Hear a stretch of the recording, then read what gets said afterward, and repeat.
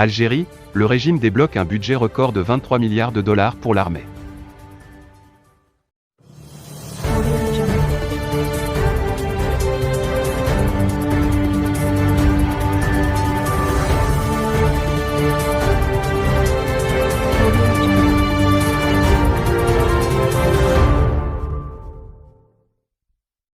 D'une moyenne, déjà élevée, de 10 milliards de dollars par an, le budget prévisionnel du ministère algérien de la Défense avoisinera les 23 milliards de dollars en 2023.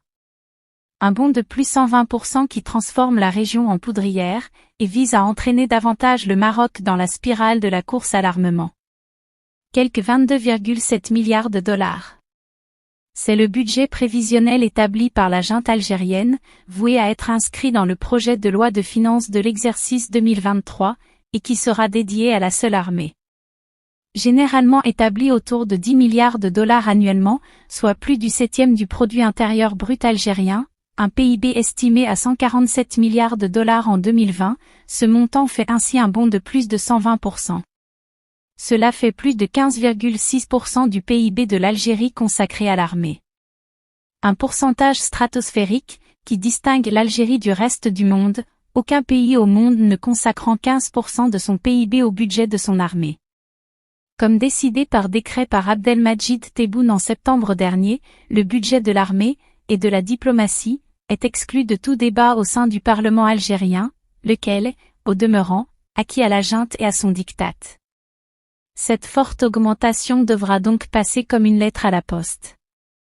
C'est d'ailleurs la preuve que ce sont les généraux qui fixent les priorités de l'État algérien et qui en déterminent non seulement les politiques mais aussi la ventilation du budget, commente à ce propos Mohamed Boudan, politologue, président du Centre Atlas d'analyse des indicateurs politiques et institutionnels.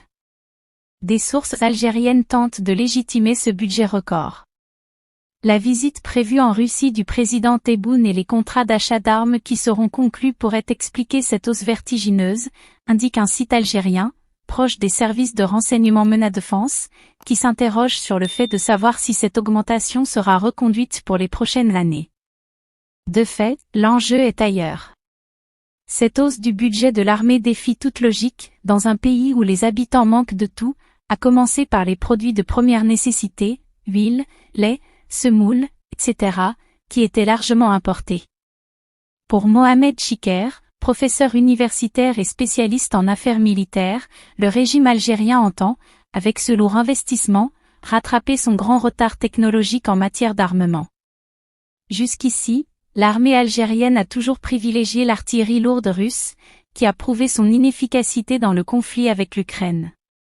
Le régime algérien voit que le Maroc, lui, investit dans du matériel moderne, comme des F-16 ou des drones turcs ou israéliens, dans des partenariats solides, basés sur des transferts de technologie, et dans des équipements de pointe concernant la surveillance et le renseignement militaire. Le régime algérien entend ainsi changer de cap et marcher dans les pas du royaume, explique-t-il.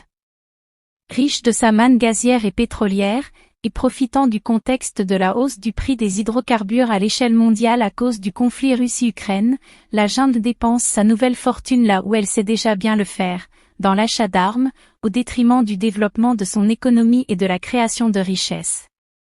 Sa visée est également d'entraîner le Maroc dans une épuisante course à l'armement, sachant les moyens financiers limités du royaume, qui est dépourvu de ressources naturelles, tente d'expliquer Mohamed Chiker. En 2022, le Maroc, ayant bien d'autres priorités, a cependant dû consacrer 4,8 milliards de dollars à l'armement, c'est l'équivalent de 4% de son PIB. Loin, bien loin, de l'emballement algérien pour un armement pour l'heure quasi exclusivement russe, aussi budgétivore qu'à l'évidence inefficace. Pour Mohamed Boudan, les pontes du régime algérien se retrouvent actuellement minées par le constat qu'ils font des évolutions géopolitiques en cours, pour lesquelles ils n'ont pas trouvé d'autre réponse que le surarmement, essentiellement pour un usage interne, à un moment où le Irak semble marquer son retour. La réaction du pouvoir algérien est paradoxale, puisqu'au lieu de répondre aux attentes des citoyens, il préfère mobiliser ses moyens à d'autres fins et plus les dépenses militaires augmentent, plus la précarité du peuple algérien se creuse et plus la colère gronde, explique-t-il. Il est utile de rappeler que dans une lettre, le 29 septembre 2022, adressée par 27 congressmen au secrétaire d'État Anthony Blinken, des républicains et des démocrates, ont interpellé l'administration de leur pays et appelé à des sanctions contre le régime algérien, accusé d'être le vassal d'une Russie de plus en plus au ban de la communauté internationale, soulignant le fait que Moscou soit aujourd'hui le plus grand fournisseur d'armes militaires à Alger. Rien que l'année dernière, en effet, l'Algérie a finalisé un achat d'armes avec la Russie, pour un total de plus de 7 milliards de dollars. Ce transfert militaire a fait de l'Algérie le troisième récipiendaire d'armes russes dans le monde.